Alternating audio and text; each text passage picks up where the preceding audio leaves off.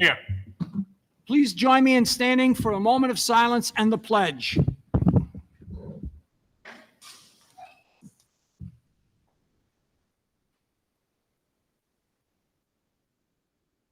I pledge allegiance to the flag of the United States of America and to the republic for which it stands, one nation, under God, indivisible, with liberty and justice for all.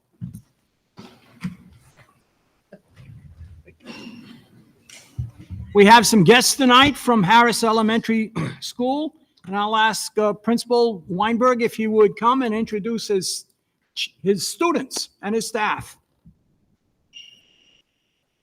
All right, thank you. Can you hear me? Yes. Awesome, thank you. Good evening. I'm Jonathan Weinberg. I'm the principal at Harris Elementary School. I would like to begin with the many anti-bullying initiatives that we have been putting in place this year at Harris. We are so fortunate to have so many talented educators who are here with us this evening, social workers, and other talented staff throughout our building, helping to support all of our initiatives. The Woonsocket Education Department recognizes that bullying of a student creates a climate of fear and disrespect that can seriously impair the student's health and negatively affect their learning. Bullying undermines the safe learning environment that students need to achieve their full potential. And the purpose of the policy is to ensure that we have a consistent and unified statewide approach to the prohibition of bullying at the school. As we were looking and we said, as the Hawaii Department of Education puts it, we provide a safe and enjoyable learning atmosphere for students, families, and educators. We work to reduce bullying and cyberbullying. We do this by emphasizing a culture of respect, responsibility, and resiliency in our students, using a framework of prevention, response, and follow-up. We work with the community, and many of our community members are here with us supporting their students, to promote understanding and investigate incidents to ensure student safety. This year, we have developed and implement numerous strategies that help promote anti-bullying and teach our students and community a safe learning environment. This includes the use of Second Step curriculum, which is a leading research-based SEL curriculum for students in kindergarten through grade 5. We have monthly assemblies organized by one of our leadership, Ms. Cindy Sue Gerard, who help celebrate our students and character traits that are important to our students. We honor words like empathy, positive behavior intervention and supports, which our students are going to talk a little bit about during their experience. But we use, as we're the Harris Bees, we use buzz cards for all of our students. These cards are used to display being kind, being safe, and being responsible within the Harris building.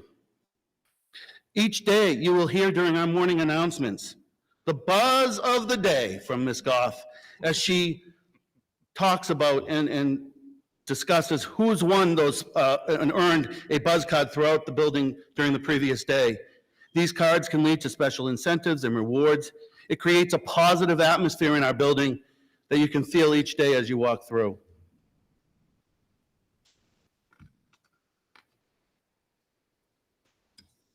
We've instituted check-in and check-out systems to help our multi-tiered support initiatives, restorative conversations. We've also, and this is what we are here for, to talk about our leadership team. Our grade 5 leadership team, which was developed by Mrs. Pyers, who is here with us this evening, to honor outstanding students who have served as role models in both terms of their academic effort and their social and behavioral competencies. The leadership team met each week throughout the school year, planning and carrying out services to help others and to the Harris school community in general. We are excited as these students are 5th graders who will be moving into Hamlet Middle School, and we look forward to seeing all that they will bring. Today, these members of the leadership are happy to describe some of their responsibilities, activities, and their contributions to the Harris school community. So I introduce Dr. Dave, who is going to come up here and introduce our leadership team to you folks. Thank you. Thank you.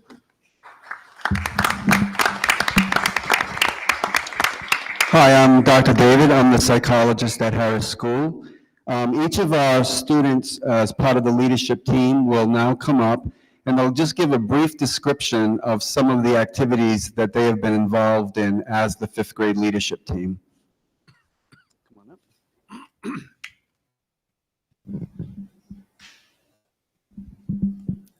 We are the fifth grade leadership team from Harris Elementary. We were chosen by staff members based on our leadership skills, academic dedication, and role model behavior. We meet each week before school on Tuesday mornings with Dr. Dave and Mrs. Pyers. During these meetings, we have worked together to organize events, plan fundraisers, and arrange volunteer opportunities for us to participate in.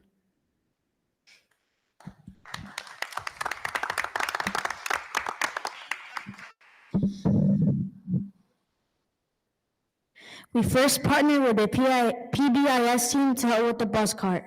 The bus cart is a place you can buy prizes with bus tickets. A bus ticket is something that you earn by being safe, kind, and responsible. Bus tickets are given out by staff members throughout the day. Since November 2023, over 10,000 tickets have been given out to students. We work with a grade level and we're assigned the grade level. We work with a partner and we're assigned the grade level. We follow the weekly schedule to ensure that each student had the opportunity to purchase an item from the cart.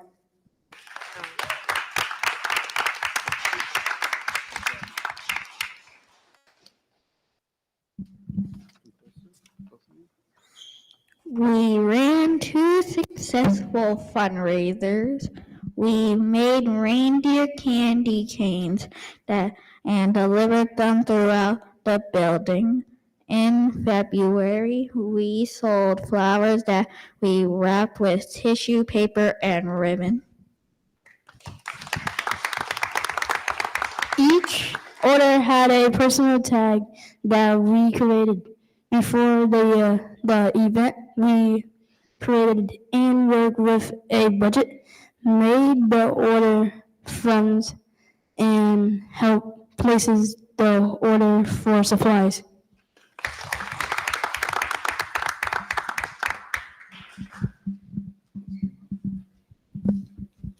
On March 14, 2024, some of our members volunteered to attend parent-teacher conferences. We welcomed families into the building and escorted them to classrooms. A table was set up for us to explain teaming to incoming parents. Teaming is something we do in school, which allows us to work within a group and have meaningful conversations about the topic we're covering.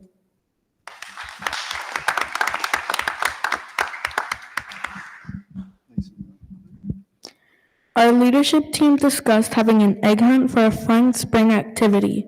We had limited a budget, therefore we had to plan carefully.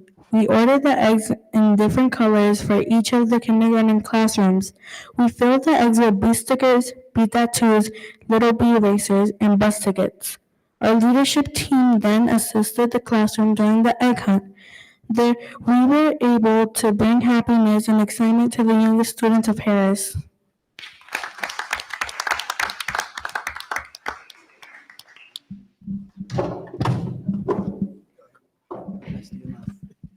Through our fundraising, we were able to plan a field trip for our entire fifth grade. We wanted our classmates to be able to learn and explore new things. We researched many different locations and finally agreed on Southwick Zoo. During the school day, we completed a research project on an animal and its habitat. We were excited to be able to see some of those animals in person.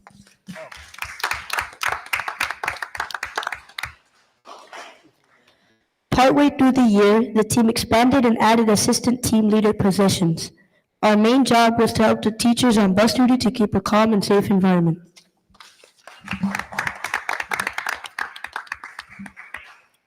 We handed out bus tickets to students who were making good choices. We were also available to fill in for team leaders and assist the group with other tasks.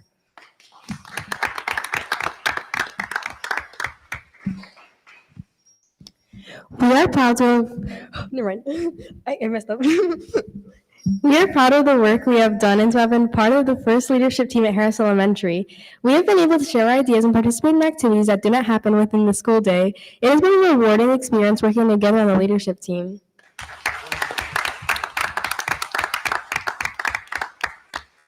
Thank you, students. And as we conclude, we would like to have Mrs. Pyers present to each of the students in the fifth grade leadership team a leadership medal.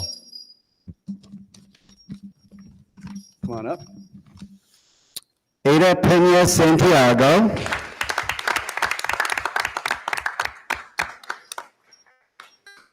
Matthew Labosma. Zane Davidson. Dragon Sunakan.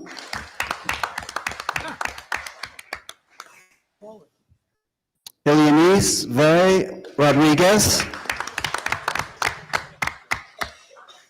Bria Blanchette. Josue Martinez Vincente. Modi Sal. And Gia Spearman. So, Dr. McGee, Mr. Bourget, and school committee, thank you so much for inviting us for our presentation. And Mrs. Pyers started this fifth grade leadership team this year, and we're planning on continuing it for the years to come. Thank you so much for having us. Dr. Dave. Dr. Dave. Dr. Dave, would you all mind if you, Mrs. Pyers, Mr. Weinberg, and the amazing students could come on stage? We could love to take a picture with the school committee. We'd love it. Thank you.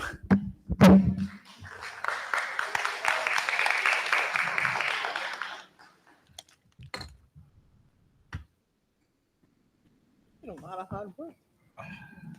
Yeah, a lot of materials. About it. Okay. Don't care anymore.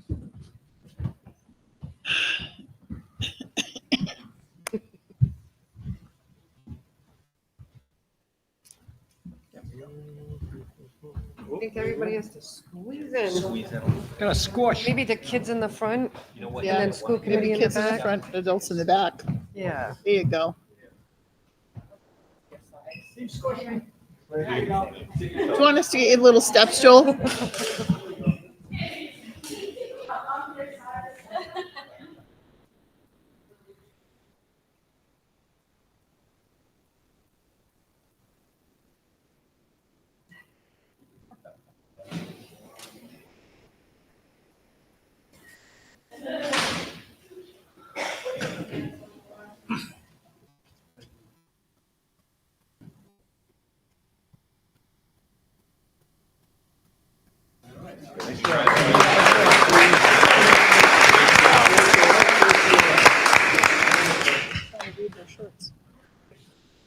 Best leadership team. Good job. Home of the Harris honeybees. Good job. Honeybees.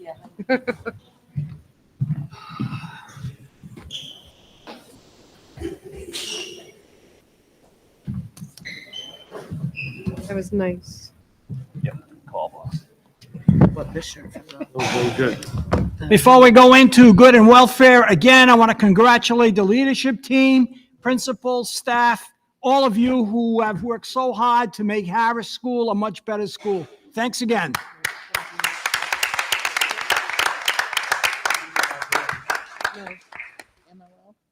Now we'll go into good and welfare. For anyone addressing the school committee this evening, please begin with your name and your address. Your comments shall be no more than 5 minutes of speaking time and should be in good decorum. Please be aware that the committee cannot respond to you during good and welfare, but may direct you to an appropriate member of the administration team or may meet with you directly after the meeting for further discussion. Does anyone want to address the school committee this evening?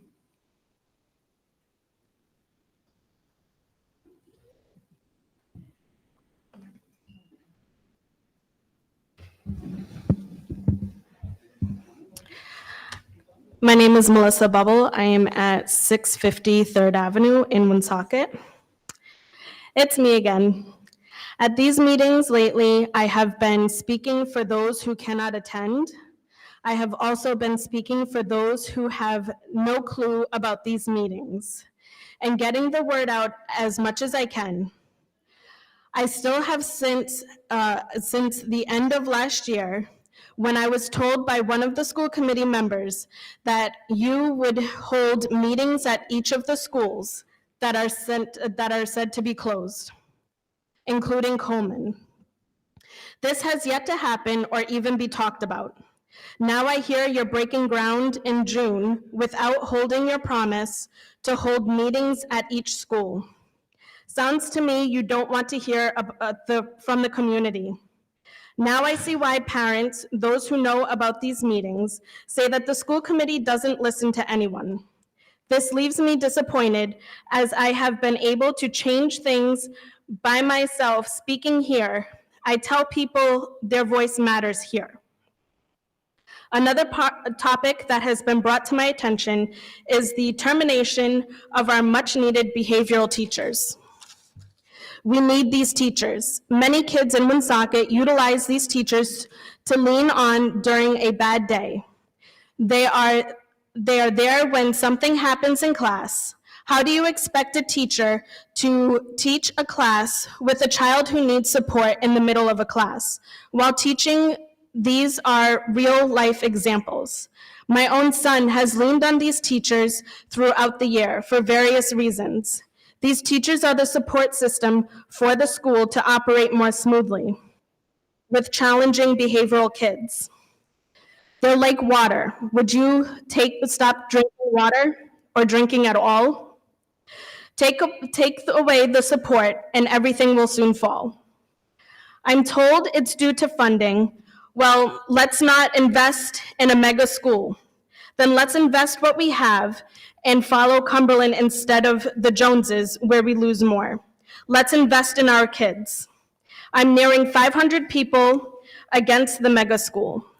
I do find it hurting to me because I am also a behavioralist in Massachusetts.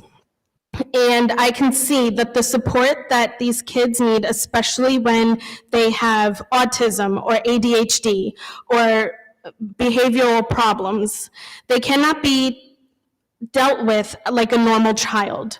We need these behavioral teachers at these schools. Thank you.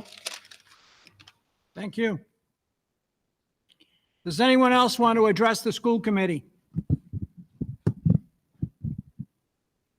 Seeing and hearing none, we'll go into recognitions and announcements. Dr. McGee. Thank you, Mr. Chairman. Members of the school committee. It is my honor and pleasure to announce the Woonsocket High School Class of 2024 valedictorian, Matthew Cuson. Matthew is the son of Linda Wojek and Mark Cuson. During his high school career, Matthew has been involved in a variety of activities. He's been a member of the Smile Club, Future Business Leaders, Student Council, National Honor Society, Peer Mentor, and certified in teen mental health first aid. Matthew is also an active member of our band and jazz programs, and recently he was stellar as Lumiere in our theater arts production of Beauty and the Beast. Indeed, he stole the show. He sure did. This young man is a true leader, and this has been demonstrated by him serving as the class vice president in grades 9 through 11, National Honor Society president this year, and this year's senior class president. He's also the first student, as we all are aware, to serve as school committee student representative from Woonsocket High School. Academically, Matthew has achieved many awards, including the Rhode Island Leadership Award and the Brown University Book Award. Matthew has attained the distinction of class valedictorian with a grade point average of 101.87. He will be attending Harvard University in the fall, where he will be majoring in economics and environmental engineering. And Matt is usually here. He wasn't able to be with us this evening, but congratulations to Matt and his family. A big one.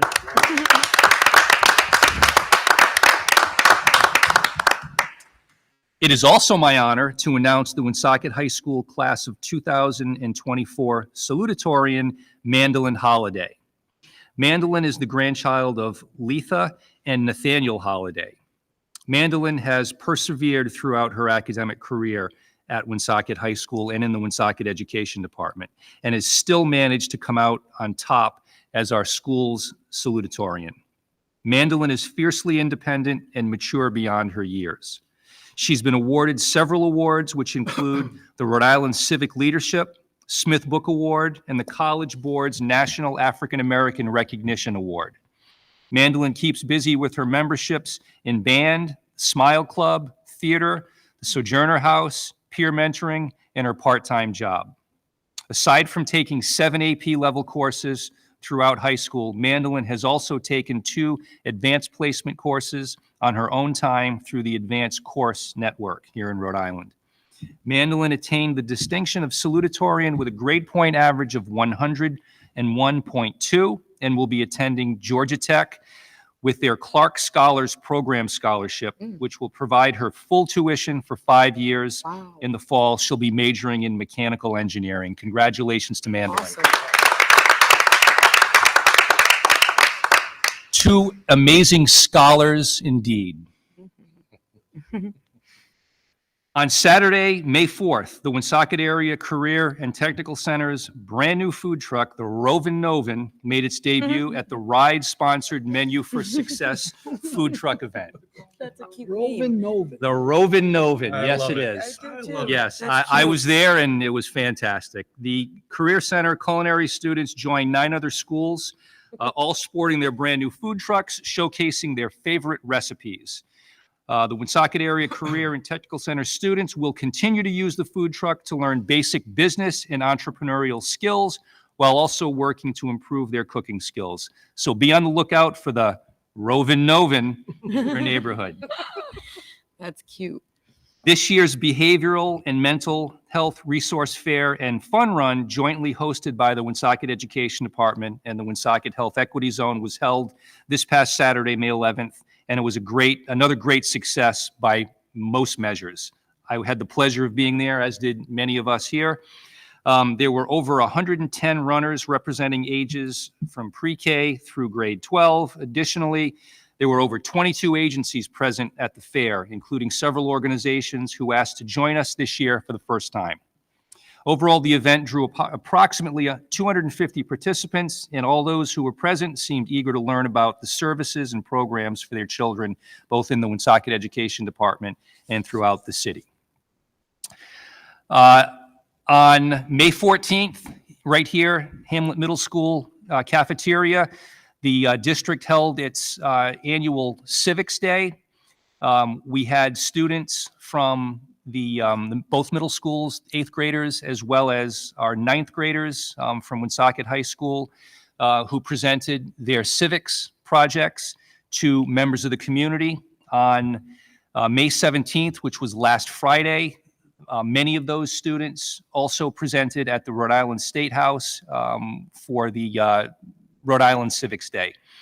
That's a partnership that we have had for many years with Generation Citizen, which provides our students an opportunity to speak out for and advocates of themselves, as well as issues within the community and within the state. So congratulations to those students. I was there, and they did an amazing job with their presentation.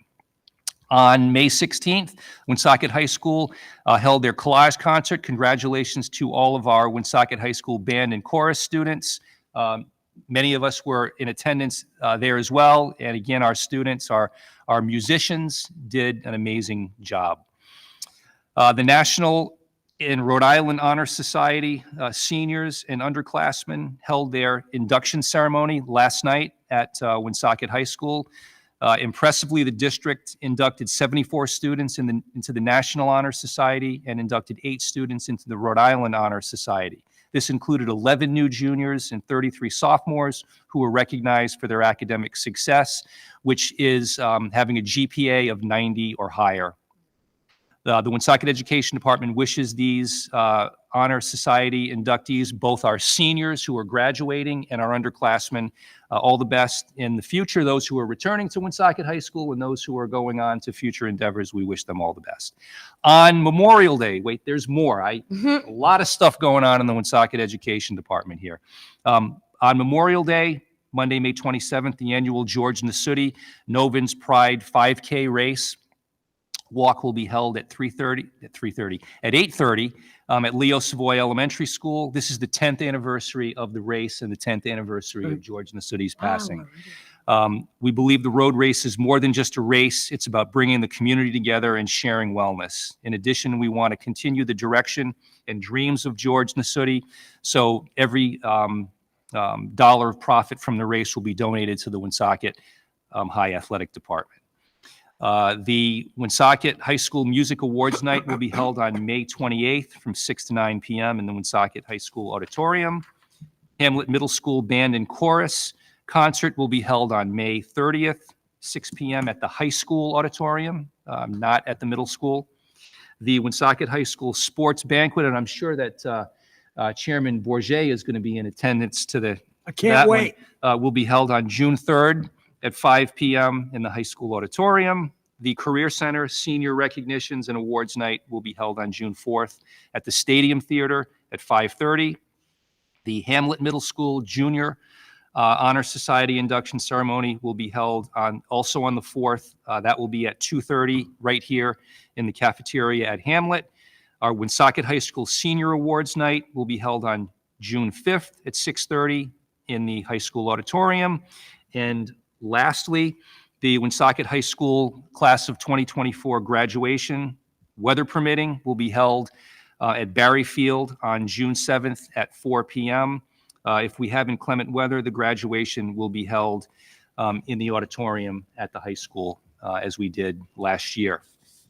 And before I finish completely, I want to recognize the Harris students, amazing student leaders at Harris, our fifth graders. The middle school's very fortunate to get those students next year. I also want to thank the principal and the teachers who were here this evening who were supporting those students. A lot of great things happening in the Woonsocket Education Department, and this was just evidence of yet our amazing students and our administrators and staff for supporting those students. So with that, Mr. Chairman, I don't think I missed anything. That concludes my recognitions and announcements. Thank you, Dr. McGee. Anyone have any comments, questions for him? Then I'll make a motion to receive and place on file the recognitions and announcements. Do we have a second? Second. Second by Mrs. Costa. All in favor signify by saying aye. Aye. Next, we'll go into the approval of minutes, and I will make a motion to approve the May 8, 2024 open meeting minutes. Do we have a second?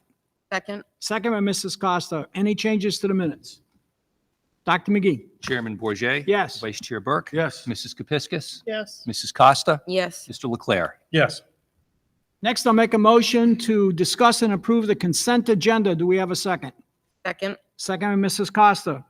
Does anyone have any items they want to pull out for discussion?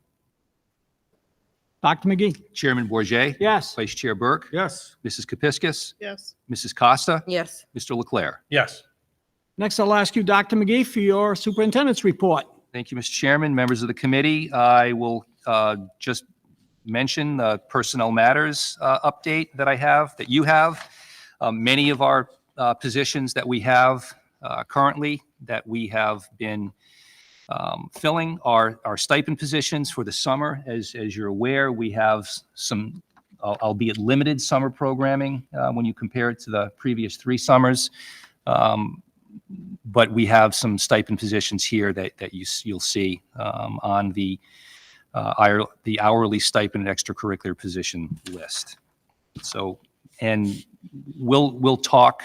I didn't include in my report some budgetary things which we're going to be discussing on That's fine. on the agenda later in the meeting. That's all I have. Thank you. Any questions for him? Mr. Chairman, Vice Chair Burke? could you explain what a CLSD grant is? Sure, that, so Never that, heard of that. yep, so that's a literacy grant that the Woonsocket Education Department received a handful of years ago. And that grant provided a variety of things for the district. It provided funding for our teachers to receive the AIM training, which was the literacy training that they received. It also provided opportunities for our kindergarten and pre-K transition work that we've done across the district. Sue, I know there are other things that were included in that pretty massive grant. If you want to. Yes, you've done a really good job of surmising most of it. There's just a couple of other things. It's actually two grants. One is a 5-year-old grant. It is coming to an end in this September, and that mentioned all of what Dr. McGee had just spoke about. That then dovetailed into a second grant that we received for early childhood, which included not only passport to kindergarten experiences to aid children in preparing themselves for the kindergarten experience, but additionally, play and learn program where we host play groups for children and their parents who might not otherwise have had the opportunity to go to a high quality preschool program. Unfortunately, both grants are coming to an end. They've been very beneficial to the district. However, we are looking to find an alternative source to provide these services and looking for those opportunities within the community as well. Just to follow up, Sue, have there been good benefits for this summer program? that we've Yes, the seen? benefits have been excellent. In fact, at the curriculum committee this past week, Heather Martley, am I saying her name right? I'm sorry. She presented the work that the Passport to K program has done this year, and it's in its second year, and they have almost doubled the participation. I attended the one at Globe last evening.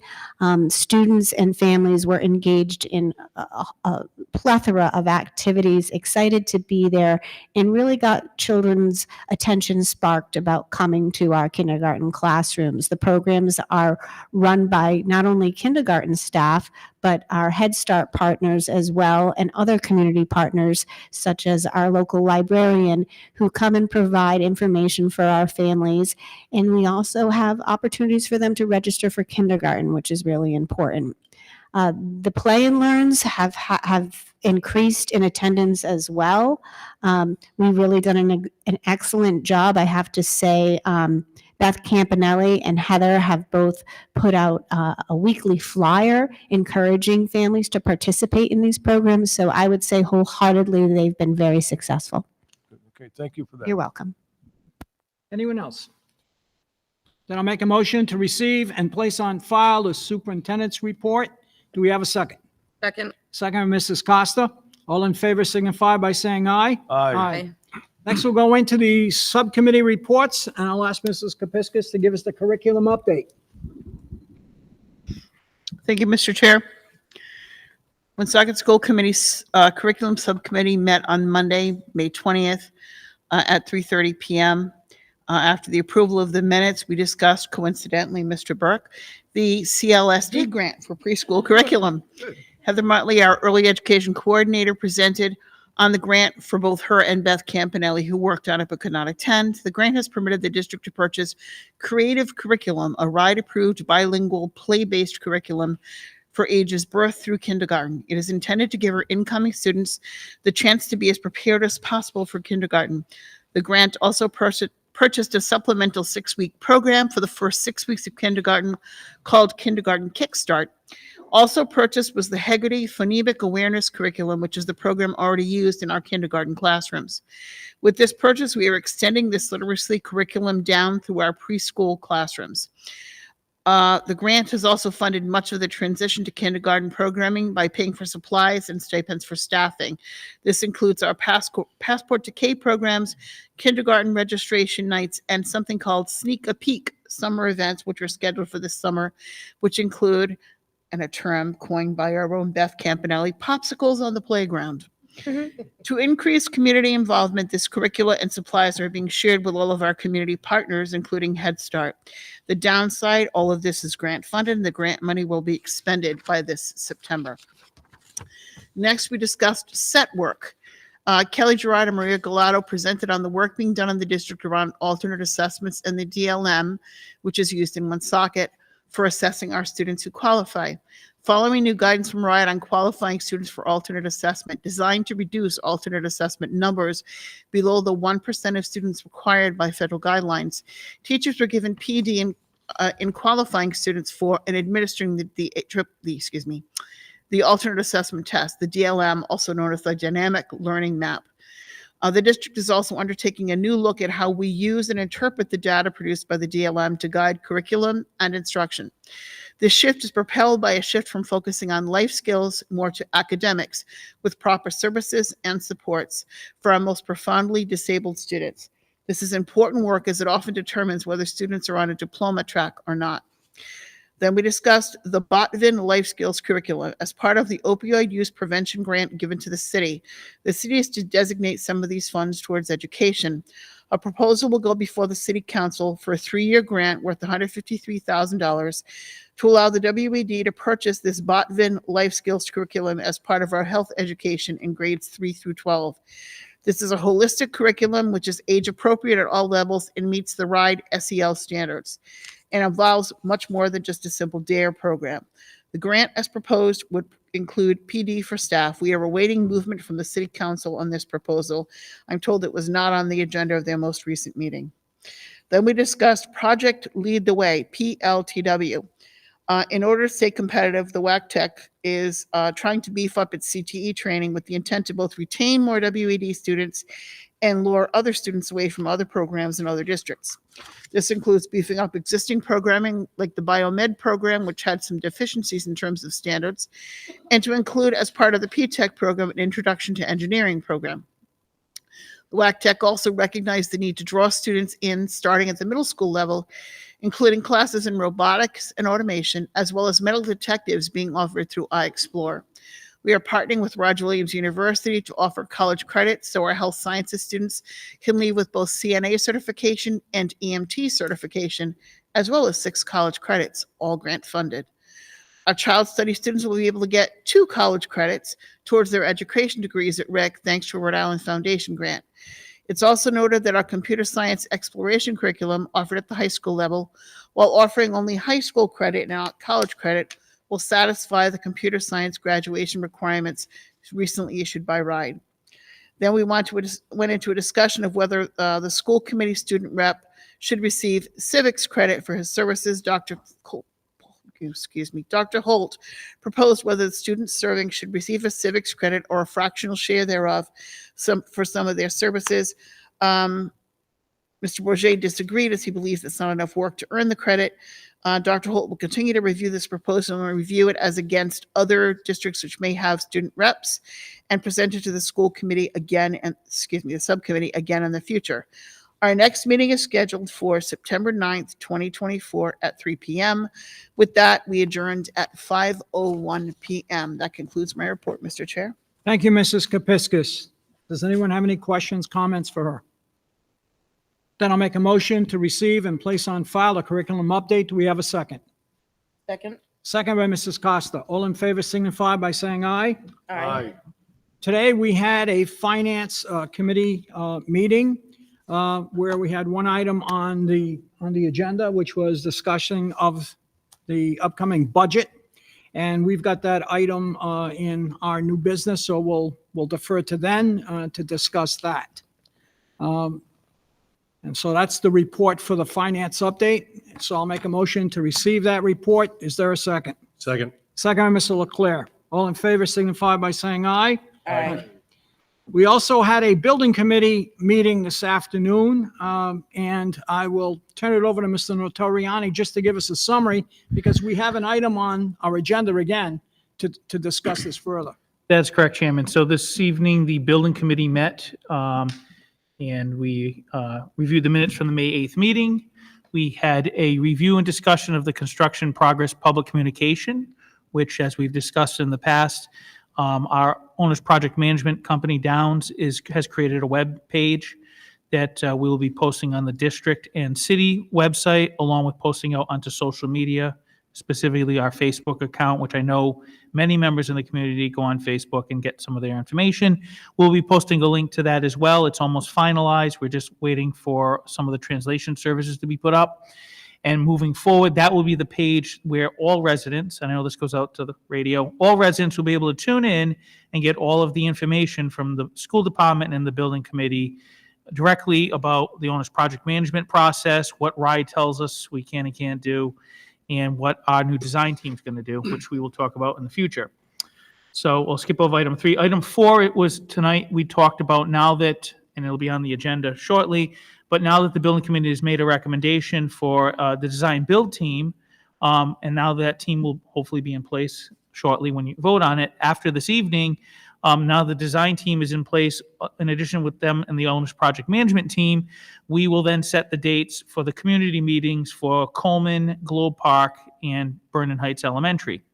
So we envision having meetings before the end of the school year so that we can maximize community participation and feedback as to the plans that RIDE has kind of formulated around for our capital plan that RIDE approved so many months ago.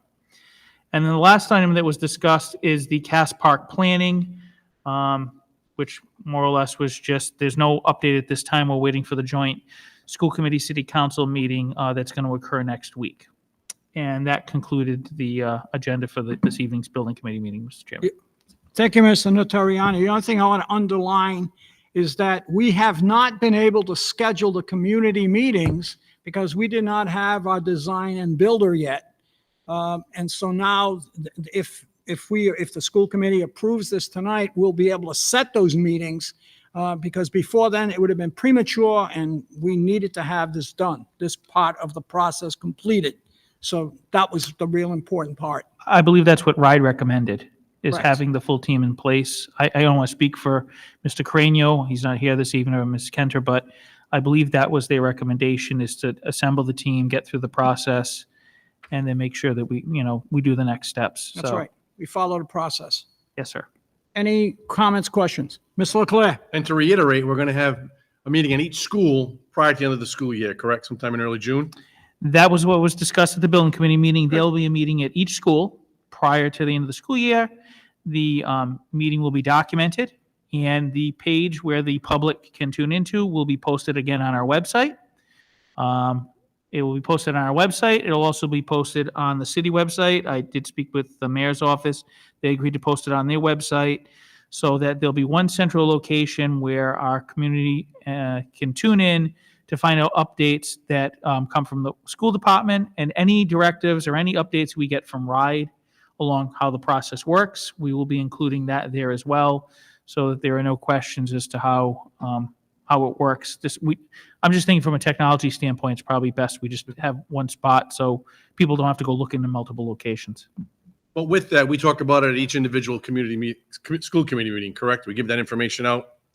Yep, we will give out Okay. we will give out updates as well at this. We can do a regular update on the progress at school committee meetings as well, Right. sir. I just want to make If clear. we have to make it an agenda item, but I don't see why we couldn't. So as part of these community meetings, we should have the administration there, the school committee, our project executive. We should have members of RIDE and our designer, builder as well. Yes, as a matter of fact, Demo's here with us this evening, and you may recall, he's been with us for several meetings now here, just to be available as we've progressed through the selection process. As we go down the agenda, we'll ask Mr. Demo to get up and maybe describe the process where we are today. That might be helpful for everyone to hear. Is there any other comments, questions? Nope. I'll make a motion to receive and place on file the building committee update. Do we have a second? Second. Second by Mrs. Costa, Mr. Leclerc. All in favor signify by saying aye. Aye. Next, I'll ask Mr. Perrier for the financial update. Thank you, Mr. Chairman. In front of the school committee this evening is the March 31st, 2024 fiscal update. District is currently showing a little over a $96,000 surplus as of June 30th, 2024, the close of the fiscal year. I will move on to some of the financial highlights. On the revenue side, when the state budget was finalized in June, state aid for fiscal year 24 was increased over $961,000 over what was originally anticipated in June. Medicaid reimbursement per the projection is targeted to be $668,000 under budget. Medicaid has improved. We have gotten caught up with some billings and the number has improved. We're still going to be a little under on our projection for the year, but we are closing that gap. Currently, we are looking at $175,000 shortfall for overall revenue. On the expenditure side, all regular salaries are $464,000 under budget at this time. When netted with the employee turnover allowance of $1.24 million, this would put overall salary $776,000 over budget. We have continued to see savings due to unfilled positions, and we do get closer to a balanced budget through the salary lines as every month goes by and we get closer to the end of the fiscal year. Currently, substitute salaries line is $9,000 under budget at this time. And as a reminder, the school committee did approve an increase in subpay for the rest of the year.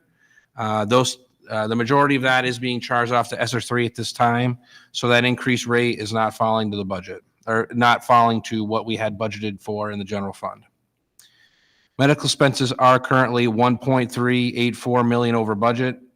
Past performance has caused this estimate to increase slightly over the prior month. So we have increased that a little bit as we've moved from January to March. Looking at the bills that have been coming in lately, we may get a bit of a reprieve as we get closer to the fiscal year. The bills have come down a little bit, not tremendously, but they have been trending down.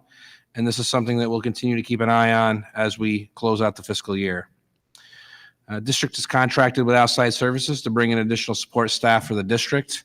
In particular, many CNAs have been hired to assist in the classroom, and most of these CNA expenses have been moved to ESSER 3 for this fiscal year. Additional funds have been allocated to transportation to cover higher than expected ride transportation billings. District will continue to monitor these expenses going forward. I believe we have an over encumbrance on that line at this time, but I think we have enough encumbrance on that line to finish this fiscal year out, not having to add anything else to it. At this time, property and equipment purchases have been allowed to go through the general fund. Most of the projects the district will be getting between 92 to 100% reimbursement for, and we'll be using that reimbursement to help build out our capital fund for our 5-year plan. I think that's all I have for the fiscal update. So if the school committee has any questions, I'd love to answer them. Any questions for Mr. Perrier?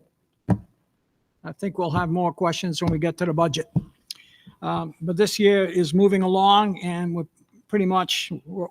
at a break even. If we got a $96,000 surplus on a $100 million budget, we're break even. Yeah. I'll make a motion to receive and place on file the financial update. Do we have a second? Second. Second by Mr. Leclerc. All in favor signify by saying aye. Aye. Aye. I'll ask Ms. Morel to give us the special education update. Thank you, Mr. Chairman. So I am so sorry for only getting this to you today. It's been a very busy and hectic week. But in front of you is the special education update. The school support visit readout was last week. The official report will be coming out the first week of June. That is when I can share that with school committee as well as the staff that have participated in the school support visit. The enrollment number snapshot is as of yesterday. So when you're taking a look at the numbers, they are the most recent numbers that I've gotten. Right now, there's a total number of 1,477 students receiving special education services within our school buildings from pre-K to 12th grade. This represents 27.4% of our total enrollment population, which is 5,392 students. This is a slight increase. A lot of this is our pre-K population where the increase has come in. I've seen that through the last couple of months with evaluation team and it being the end of the year, a lot of the referrals have gone in, a lot of the testing has been done, and a lot of the students are now becoming eligible for services. Any questions? Anyone? Thank you very much for your report. Thank you. May I make a comment, Mr. Chair? Of course. I just want to publicly thank Ms. Morel and Mr. Rard for allowing me to participate in a presentation that was done this morning at Crown Plaza on facilitated IEPs. I can tell you that there were a significant number of people there. There was a table from Woonsocket. There were 5 of us, and I was one of few parents that was invited to participate because I guess a lot of districts forget that parents are part of the IEP team. And I really appreciated the opportunity to be able to attend, further understand this process so that I can bring that information back to the CLEC when we resume our meetings in September. I just want to thank you for that opportunity publicly. Thank you, Mrs. Kepiscus. I'll make a motion to receive the special education update. Do we have a second? Second. Second by Mrs. Costa. All in favor signify by saying aye. Aye. We'll go into new business, but since our project executive, Mr. Roberts, is here, why don't I make a motion to move the agenda item number 4, new business, to be first. Do we have a second? Second. Second, Mr. Leclerc. Dr. McGee, roll call. Chairman Bourget, Yes. Vice Chair Burke, Yes. Mrs. Kepiscus. Yes. Mrs. Costa. Yes. Mr. Leclerc. Yes. Next, I'll make a motion to discuss and approve on the design build RFP. Do we have a second? Second. Second, Mr. Leclerc. I'll turn it over to Mr. Perrier, Dr. McGee, Mr. Notoriani. Good evening, Mr. Roberts. I think I got it now. Good evening. So I come before you today with a letter to recommend a design build team. So it was a long process. I just want to go through the history to now. On February 1st, we had an RFP go out for the new elementary school to be built at Barry Field.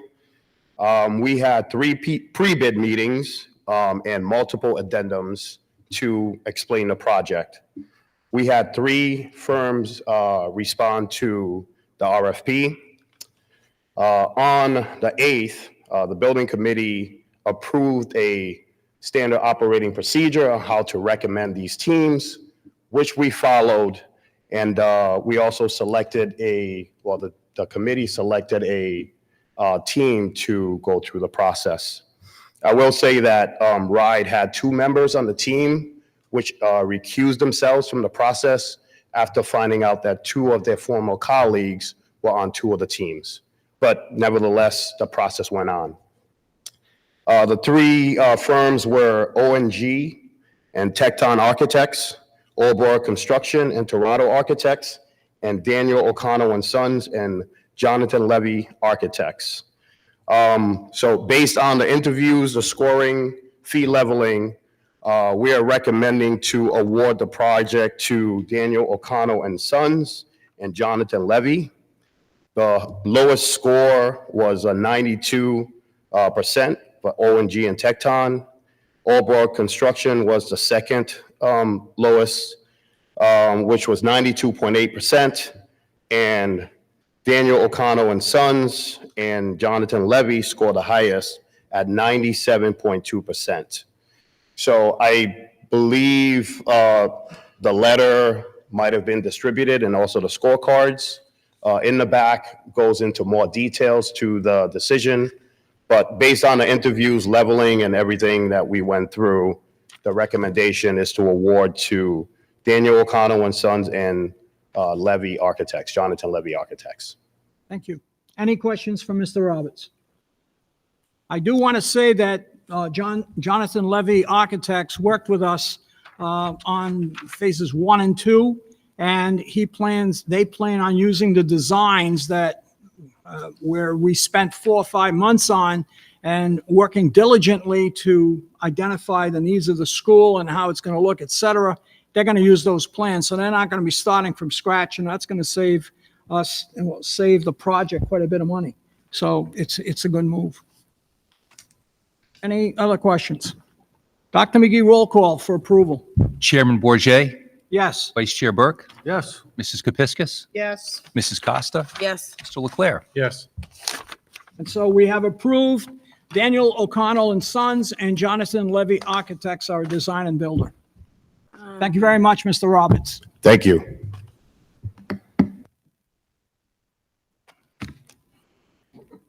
Next, we'll go back to our original order for new business, and I'll make a motion to discuss and approve the superintendent's recommendations not to renew 33 teachers due to budgetary reasons. Do we have a second? Second. Second, Mr. Leclerc, and I think Mrs. Costa. Dr. McGee? Chairman Bourget? Oh, I'm sorry. I'm here. Chairman Bourget, are you there? Yes, I am. Wow. Some people don't think I'm here. Okay. Let me start over again. Here. So, as the committee is aware, this coming year, we have unfortunately come upon a perfect storm. And when I say a perfect storm, it's a situation where we have from the COVID pandemic. Committee knows, the community is aware that we've received ESSER funds since the beginning of the pandemic. Most recently, we've received approximately $24 million in ESSER 3 funds. Those funds are going to be running out in September of '24 in the fall. So that's approximately $24 million that we cannot sustain. We knew this 3 years ago, and because we knew we wouldn't be able to sustain or maintain $24 million, we were strategic with how we spent that money. We were aware that if we spent any of that money that was spent on personnel, we knew that if we could not support beyond the ESSER 3 cliff, those would be positions that we would not be able to support in the district. So we tried to make sure that we didn't spend a lot of that money in personnel. We spent it in programming, curriculum, other areas. However, you can't spend $24 million on just programming and curriculum. There were needs at the time. COVID provided some serious needs in our community, both academic and social emotional. We made the strategic decision to add some positions using the ESSER 3 funds that addressed both academic needs and social emotional needs. Social workers, psychologists, behavior interventionists, academic, reading interventionists, math interventionists. So we knew in 3 years that unless there was funding to support those positions, that we would have to make some very tough decisions, and those positions would no longer, be possible to sustain. Couple that with the fact that the state has underfunded education next year, $24 million across the state. Here in Woonsocket, we're seeing $1.8 million decrease in state funding for education. We, however, did see an increase in our MLL categorical funds, which is great. However, those funds are very restrictive. They can't be used for positions like behavior interventionists, social workers, psychologists. They can be used for positions such as coaches, instructional coaches. They can also be used for professional development that's geared towards our MLL students. So that's the perfect storm. As a result, and we're not the only district, I don't know of many, if any, districts across the state that have to make tough decisions and make cuts. This is the first time in my 10 years as superintendent. Mr. Perrier has been here with me for 10 years. This is the first time we've been presented with this scenario. So when you look at that perfect storm, we have no choice but to present a balanced budget to the committee, which we're going to be discussing later. So we had to make, and we have made, cuts to the budget. Committee has a list of the staff as well as the positions and their location throughout the district. We chose these specific positions for a variety of reasons. I just talked about the ESSER 3 loss. So many of these positions come out of ESSER 3. Each year, we project our enrollments for the following year. Whether we're losing funds from the state or we're losing federal funds or not, we do this. This is something that we do when we make decisions about whether or not we close classrooms or open classrooms. And that is typically done at the elementary level. So we took our projections this year, rolled them into next year's projections, and that was a part of our rationale as well. So there are some classrooms across the district that currently, for this year, the class size is much lower than the 25, than the 1 to 25, which that's the class size, contractual class size at the elementary level, 1 teacher, 25 students. So we've had the luxury over the years of having class sizes in some classrooms low. That's what you want. You don't want 25, 26, 27 students in a class. You want to have as low a number as possible. So that's what we've had to do for next year, is where we now have to take those classes across the district that have low numbers of students and combine those with other classrooms across the district that also have low projected numbers for next year. As a result, we've closed certain classrooms. When we create this this list, we also look at we have to look at positions and we have to look at teacher seniority, because there are teachers across the district that have certifications that might be the same, and while they might be teaching in a certain grade and they're certified to teach in that grade, they have certifications beyond that grade in some cases where they could, because they're more senior than someone who possesses a position that has the same certification. That's what we also do. So we lay off staff with less seniority because, as I said, there are teachers and staff that may have more seniority and have certification for that specific position that they're in.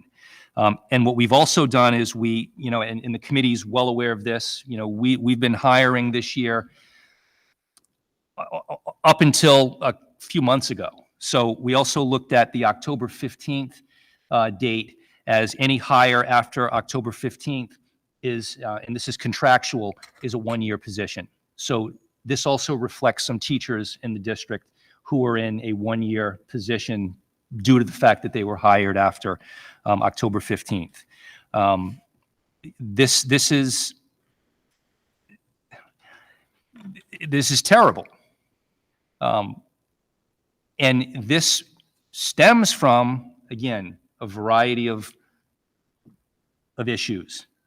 The ESSER funds, which will no longer be available after September. The decrease in state funding, and I'm going to sort of go on a little bit of a rant here. I've been known to do that a few times.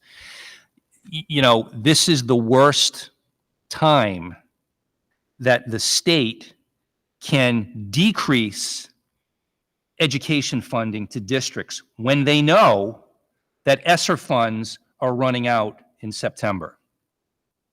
Even if it got us another year, it's still another year. If they could have fully funded districts, at least for one more year, then that's at least another year's time for us to locate more revenue, whether it's the city or the state as well. So I don't feel good about this at all, but we have no choice but to do this because we have to present to you a balanced budget. But it's disgusting that it's come to this. A district like Woonsocket that needs more staff than we have on a good day. This is going to be crushing. We're hopeful as the governor submits his final budget in July that there will be more state funds that come our way. We're not banking on it, and we can't assume that's going to happen. We're also going to be meeting with the Woonsocket City Council on the 30th to present our budget and to also request from them a 4% increase in city aid.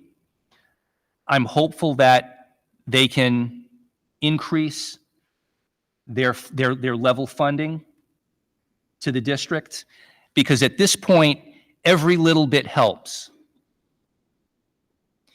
So, again, I'm devastated, and I'm hopeful that maybe there will be more funds coming our way. However, we can't assume that. We have to make our decisions based off of what we know right now. And that's about it, Mr. Chairman. Any comments, questions? Mrs. Kepiscus. I do, Mr. Chair. I have a few, so if anybody else wants to interject, let me know. Okay. My first question is, these are all union positions, correct? Correct. And I noticed there are no paras. Are those coming later? So this is the first round, Mrs. Kepiscus. This first group are teachers and certified staff, because we have a June 1st deadline for fiscal exigency. So any staff member that falls within that category has to be notified, and the school committee, and it has to be voted by the school committee prior to June 1st. So yes, so this may not be the end. There may be another round coming. Everything is open. I hate to have to say that, but Mr. Perrier, you want to interject before her second question? Absolutely. Ms. Kepiscus, just so you know, when we get into discussing the budget, there is a list of closed positions that I've included with that budget. That does have other TA positions, 1137 positions, administrative positions. So there are more positions on this budget. The only thing that you're voting on with this, though, is the certified, is that they need to be notified by June 1st. So that's why you're going to see that. But we can definitely get into more detail on that when I get to my budget presentation. Excellent. I assume the answer is going to be the same for BIs.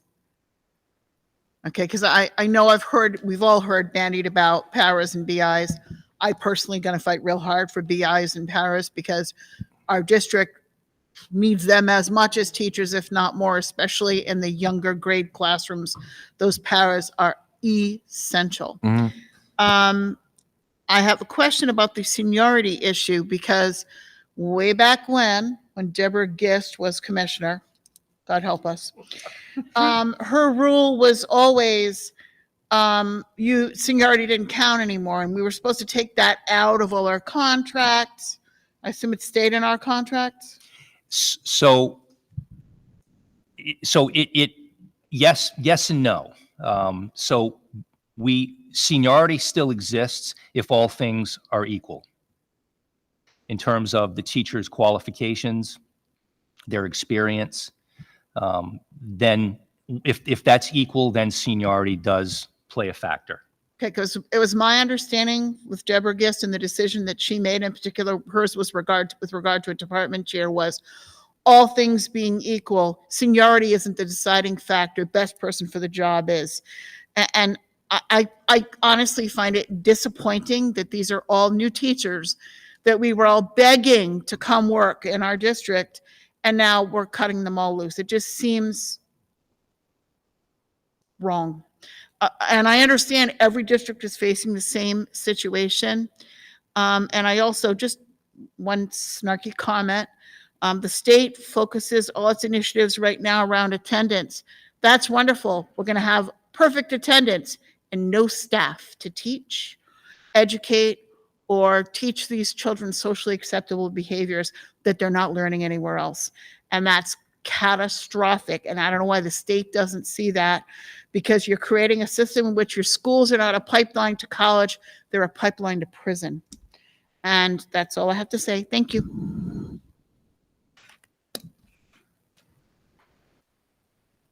There is no question that nobody at this table or out there wants to do these cuts. But we do have to balance a budget. And how you select them, you went through the rationale, and I can't think of another rationale. We do have union issues, which exist. So it's not, you just can't pick the best of the crowd. There are certain things certain guidelines have to be made.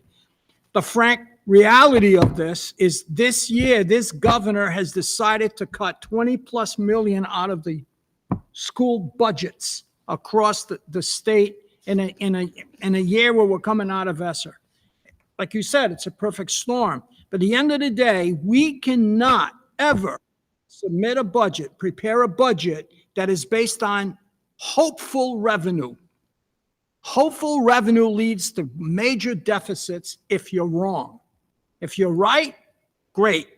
But you can't be budgeting that way. It's impossible if you're going to do it right. We are not going to go back to the 2008, 2009, where we're overspending and nobody knows, and we submit a budget that is pie in the sky.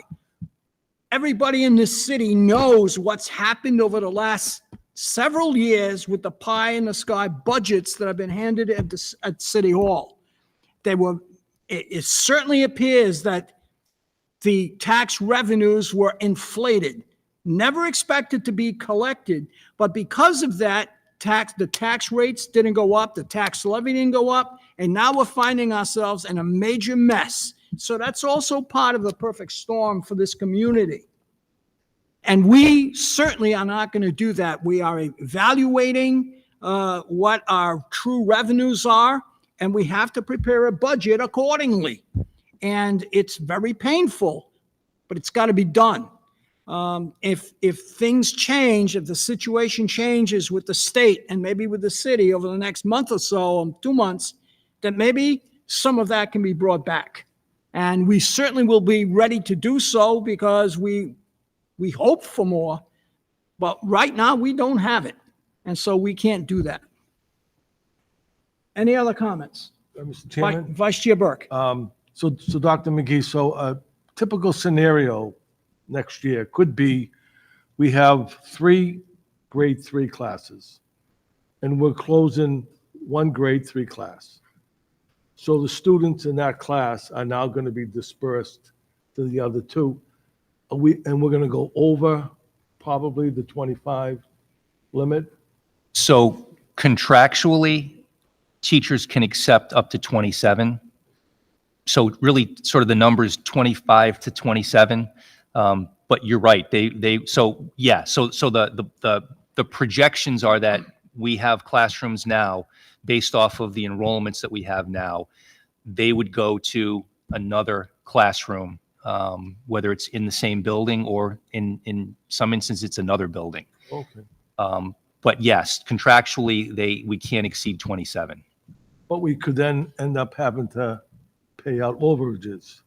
Potentially, yes. Anyone else? If no one else has another one, I have one more question. Please.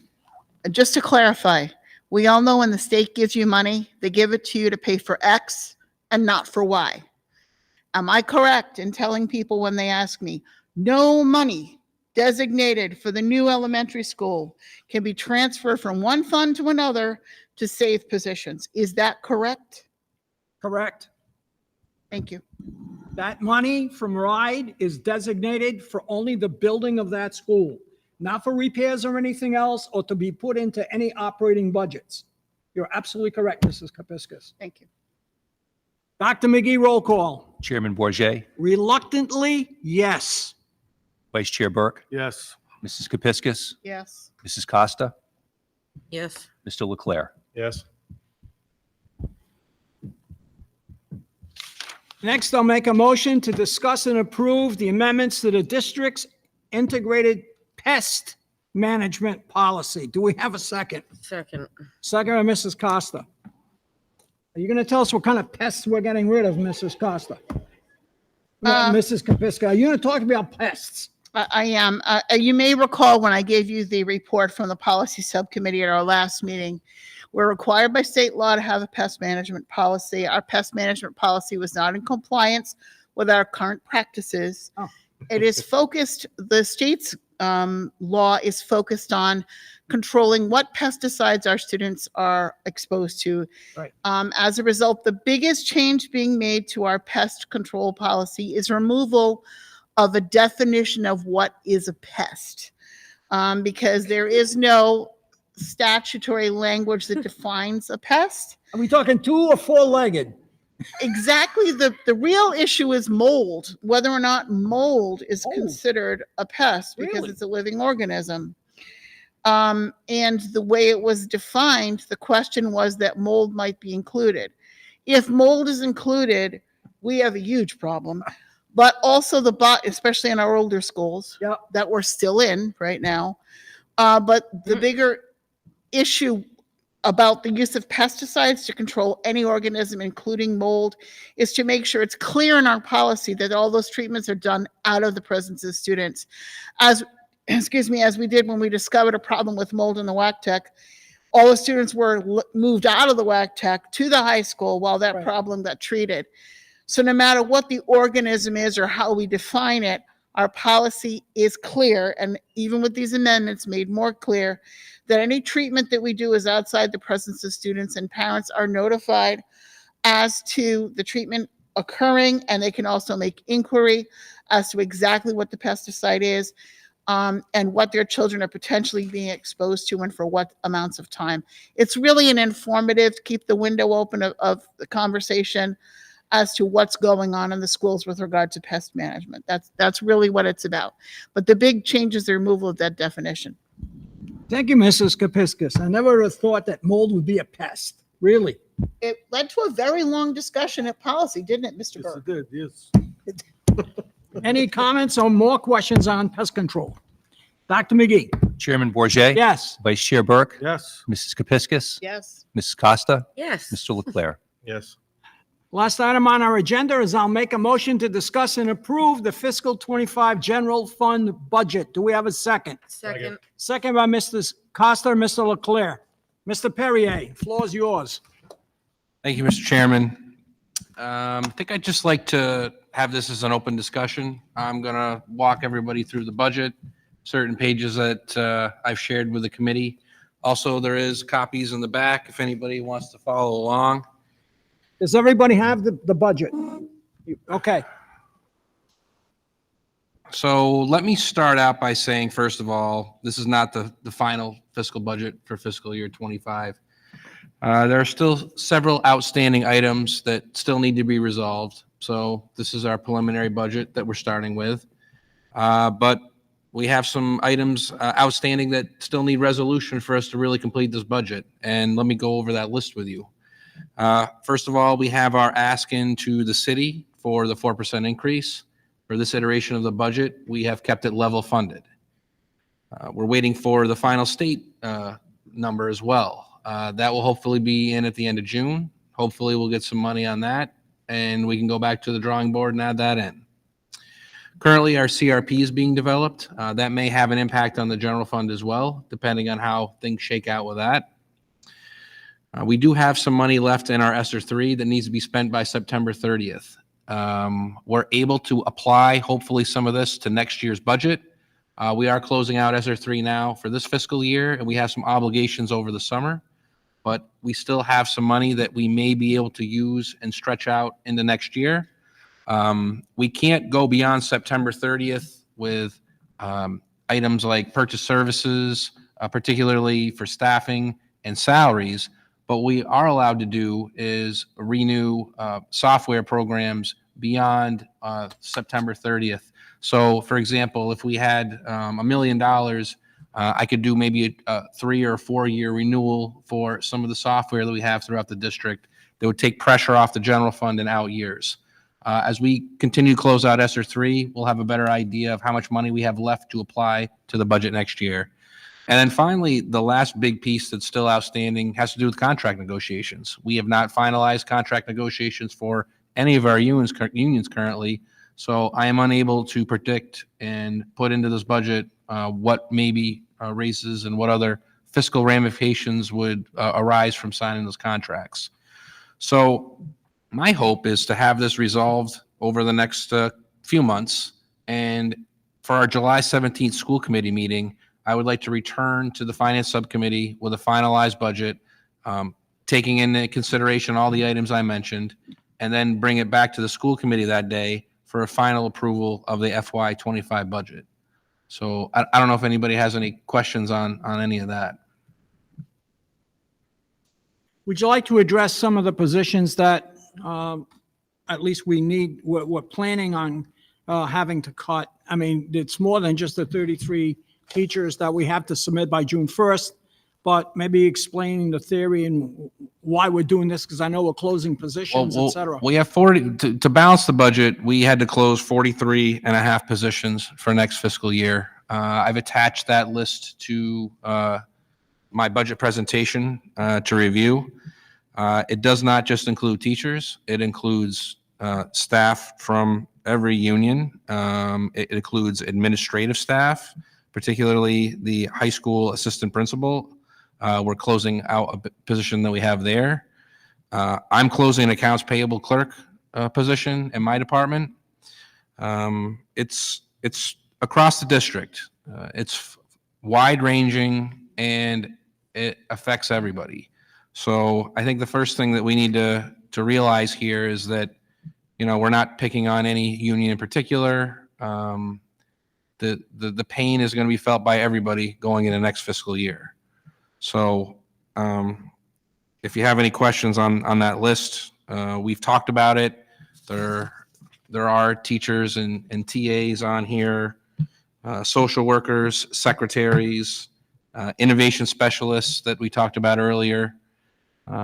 Those are just a small sampling here of what we're looking to close to balance the budget. And again, I need to repeat that this list right here is not the final list. It could go up, it could go down. It really depends on how all the items I talked about earlier play out as far as our funding goes. We may be in a position where we can recall some of the people on the list right now. We're not there yet. Again, as the superintendent stated, it's our duty to present a balanced budget, and this is how it's being balanced right now. But again, please take away today that this is not the end-all list.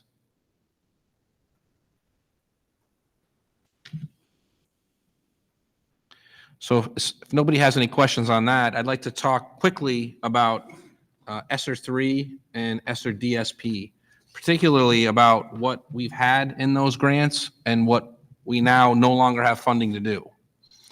So if you turn to the ESSER 3 executive summary page, we have some items on here. First being the accelerated learning community that we've ran the last 3 years. That's the teachers coming in early, participating in PD before school. We used ESSER money to pay for that. That will be gone going into next year. We've had high dosage tutoring paid through for ESSER, as well as teaching partners. And we've had stipends for DEI facilitators, as well as additional tutors that we've been able to help with the alternative learning support. Again, all of these positions are closed. We no longer have funding for any of this.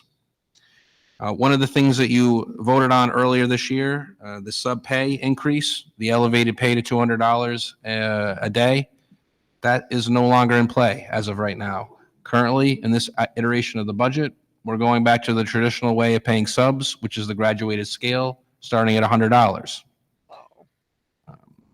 We do have ESSER programming this summer. We're able to support this summer here for ESY in our summer programming, but this will be the last summer for that.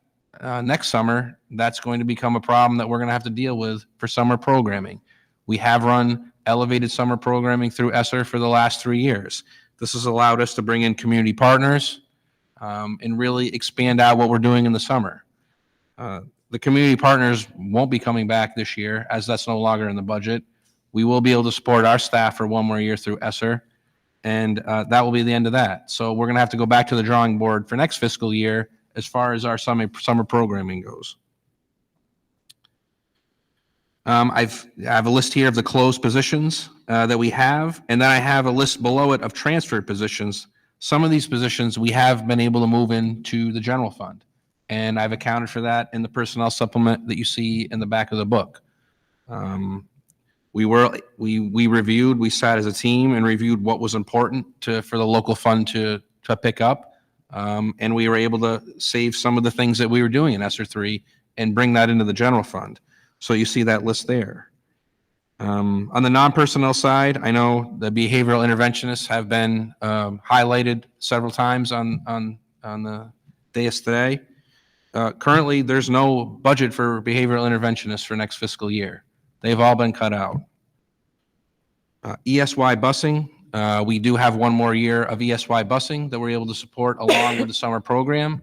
But busing is going to be something that's going to need to go back to the general fund for fiscal year 26. We're able to support it in ESSER 3 for this year, and then that'll be that. Also, there's a variety of supplies and classroom furniture that we've been able to use our ESSER funds for. That's all going into next year. I think you've approved just about your last round of furniture in this purchase that was approved today by the school committee. If you look at the ESSER DSP money, that was another $8 million that we got additionally from RIDE. This was used for the innovation specialists that are now on the closed position list. We're hopeful to get funding, hopefully to use our increased EL categorical funding to bring them back. As the superintendent stated earlier, we do have a funding source for that. We're awaiting final approval for RIDE on that. And then we have a couple of positions that we were able to save, some intervention specialists and a math teacher that were brought into the general fund that were funded from the DSP. On the non-personnel side, we also had classroom supplies that were able to be funded through DSP, as well as technology. You may recall you approved about $1 million in technology purchases a couple of months ago. That was paid out of the DSP. So currently, our DSP of the $8 million, the last fiscal update that I prepared on it had $30,000 left in it. So this is fully expended at this point, and there's going to be a few adjustments to close this out, and this money will be spent in full. So I don't know if anyone has any questions on that piece of this. Hearing none, the next part of your packet actually has to do with the last state aid projection we had. If you go to Woonsocket, you can see the money that the $81,455,387. That's the base education aid, and that's the number that we're using to currently construct our budget. The MLL categorical is a separate grant. It's not handled here this evening. When we get that budgeted, we'll certainly share out how that money was budgeted. But if you just look at the state education aid itself, it's actually a decrease over last fiscal year. And as we are talking about the general fund budget, that is the number that we need to use as we construct our budget. So if nobody has any questions on that, we can just jump to the budget itself, and I can highlight some of the items for you that we'd like to look at. I talked about the state aid. If you go to the state aid revenue section there, it's 43101. You can see the projection that we have this year, 81.7 million, going down to that 81.4 million I had before. That was a rather surprising development as we've gotten further into the budget season. So we basically lost about $290,000 the state aid, just general state aid going into next fiscal year. Thankfully, we were able to increase our Medicaid projection, as I was talking about during my fiscal update. Our Medicaid numbers have increased, so I was able to bump up our Medicaid revenue number to get more in line with where we're going to end up this year. That kind of takes away that negative, but really the reality is, if you look at our total revenues for 24 versus our total revenues for 25, it's basically even. We've picked up about $30,000. I don't know if you've been paying attention to the inflation. I'm sure you have. You've seen it. You've seen it in your own wallets. I can assure you nothing is getting cheaper going into next fiscal year. So a level fund of the general fund is just going to lead to cuts right on its own before we even start talking about all the money we're losing in ESSER 3. Dr. McGee did touch on that, the bit of a perfect storm, and these are the numbers to back it up. So this is what's led us to create the budget in the way we have with this loss of revenue, both the federal, the state level, and this is what we've had to do to balance the budget. If nobody has any questions on revenues, we can talk about some of the larger expense items. As you can see here, because the revenues are about the same, we've had to increase some sections and then decrease them, other sections to balance it out. At the end of the day, we're picking up about $3.4 million in salary in the general fund. That number includes steps for all the teachers, but it does not include the raises. And I can't stress that enough. Depending on how negotiations turn out, we may be adding to this number based on how that all shakes out. So we did have a $3.4 million increase currently on our salary line. And we also had another increase in class coverage of about $100,000. I believe Mr. Burke did mention it earlier that overages and coverages probably would be going up due to the changes in the staffing. So we've budgeted additional money in that category to cover for such an event. That's the big changes in the subtotal for salaries. And if you move on to the next section, which is employee benefits, there's a couple of large changes here. One being medical. I sit here and talk about medical probably on a monthly basis and how that's really, quite frankly, one of our largest wild card items in our budget as we are pay-as-you-go. Again, just to kind of give you an idea of what we're looking at here, I currently have $11.2 million budgeted for medical. And we have a $100 million budget. That's 11% of our budget is going towards medical expenses. So we did increase it over our current year. We are now up almost $600,000.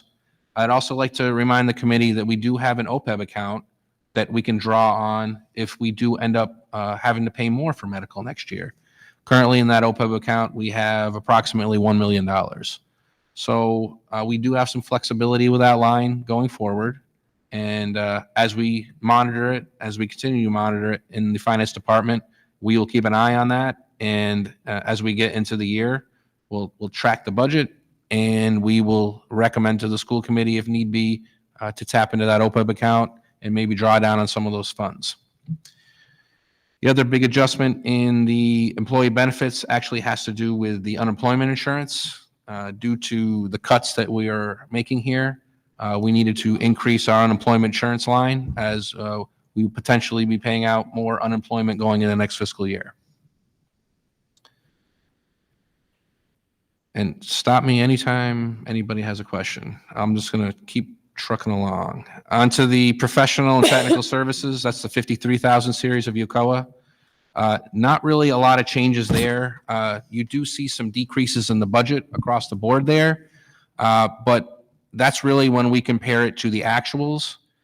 For example, we have these positions budgeted as salary with benefits. And if we have positions that are unable to be filled that we need to outsource, instead of budgeting more money here, if we did that, we'd actually be double budgeting because we've already budgeted for the position and the benefits and salary. What ends up happening is when we go to outsource, we'll pull that budget down and we'll tie that budget out so that we have money to cover those expenses. I also did decrease our police and fire detail budget for next year. Do not be alarmed. We're not cutting any SROs. We were just carrying too much money on that budget line. As we're going to have a surplus on that line this year, that budget line was tightened up going in the next fiscal year. We're still going to do everything we did with the police this year. We were just over budgeted on that line. So wanted to highlight that little thing there for you. Our next item here, property services. Again, we've had some smaller cuts to our maintenance and repairs budget across the district. Probably looking across all of the maintenance and repair line items, we're looking to reduce them by about $100,000. That includes HVAC, electric, plumbing. Do know that we do have a capital fund account that if something does unexpectedly happen, we do have about $1.5 million in that account to cover anything that may be coming down the road. But I would say probably looking at this budget, we're not looking to make any major changes to any schools other than the things that we're working with on RIDE as far as our construction projects go that we're getting reimbursed for. The next section has to do with other purchase services. Couple of lines I'd like to highlight here. First being transportation contractors. The new budget, or the new contract that was approved from Durham is going to increase our expense for transportation by about $200,000. That's why you're going to see an increase on that line there. And also we had about $150,000 increase to our tuition to charter schools line. And that is to compensate for the fact of additional students going to RISE next year. By my calculations, I think we'll be sending about 500 students to RISE next year. We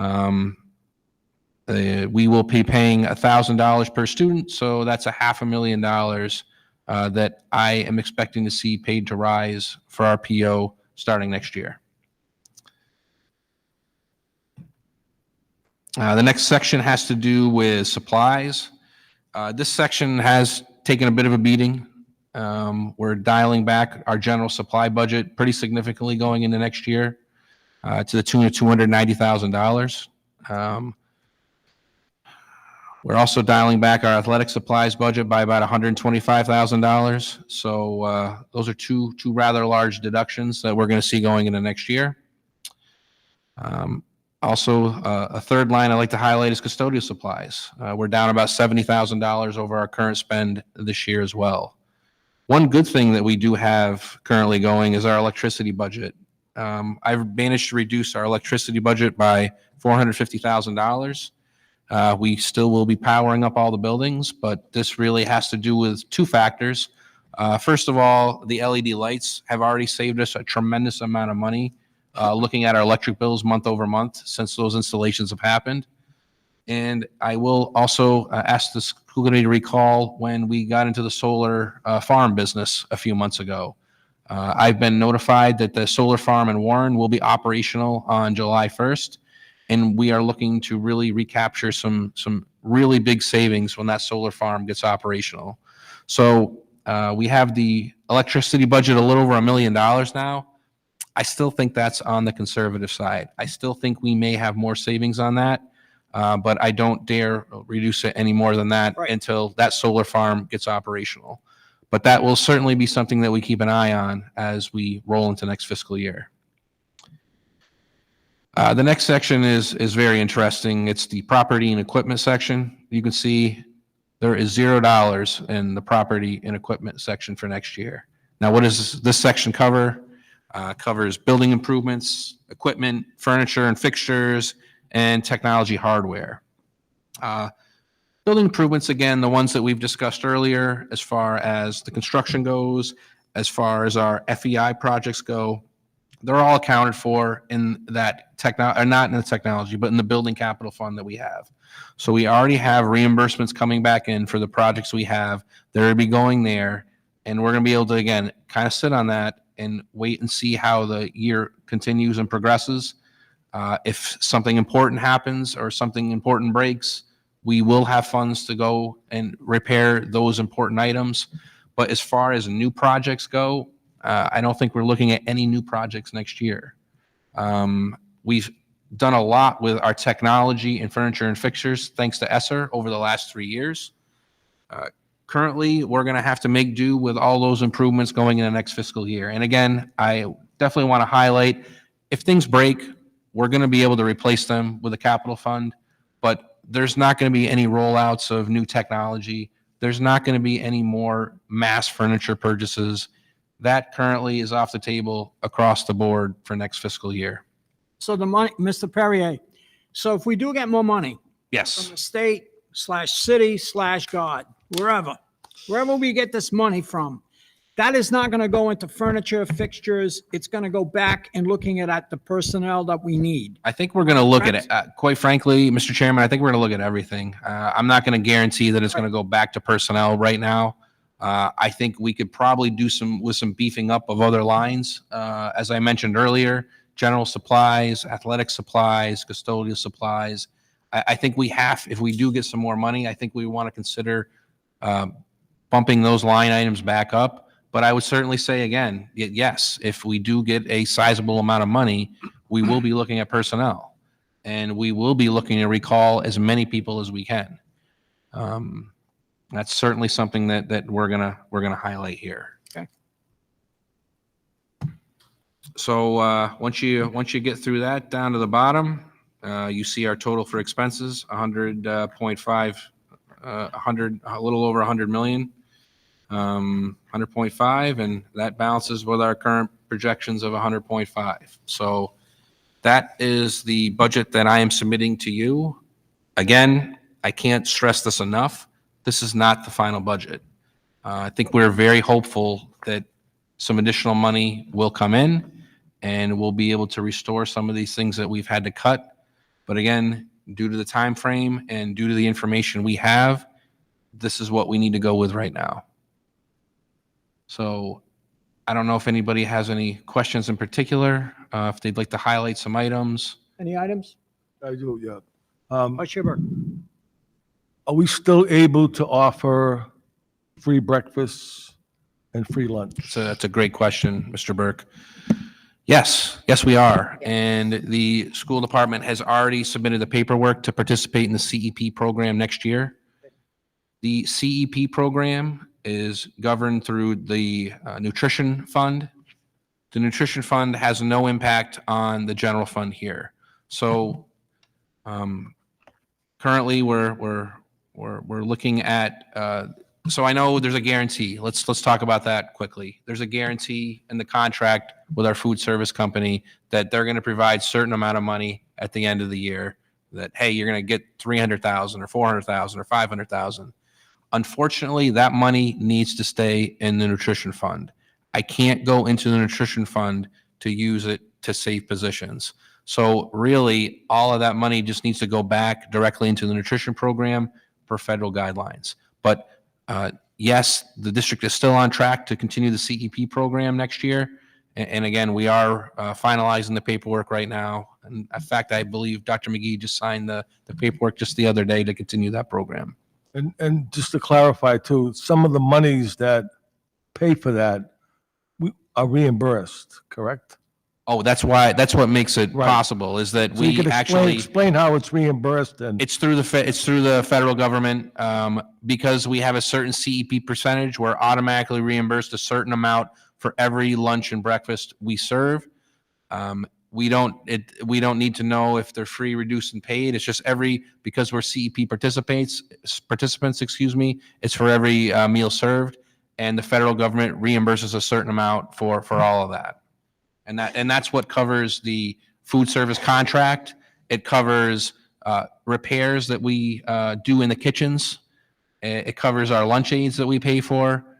Those are the main items that we're using our nutrition program for. So I just wanted to underscore that the fact that we're still able to offer this, all right, is not affecting the other parts of the budget. It absolutely has no effect on what I presented to you tonight with the general fund. It's a separate accounted for fund entirely, and there's no crossing between the general fund and the nutrition fund. Thank you. Anyone else? Dr. McGee, roll call. Chairman Bourget, Yes. Vice Chair Burke, Yes. Mrs. Kepiscus, Yes. Mrs. Costa, Yes. Mr. Leclerc. Yes. Seeing nothing else on our agenda, I'll make a motion to adjourn the meeting at 8:45 PM. Do we have a second? Second. Second, Mrs. Costa. All in favor signify by saying aye. Aye. We are adjourned. You're a germ. We are. Germs. It wasn't. Yes. We're not mold, but we're.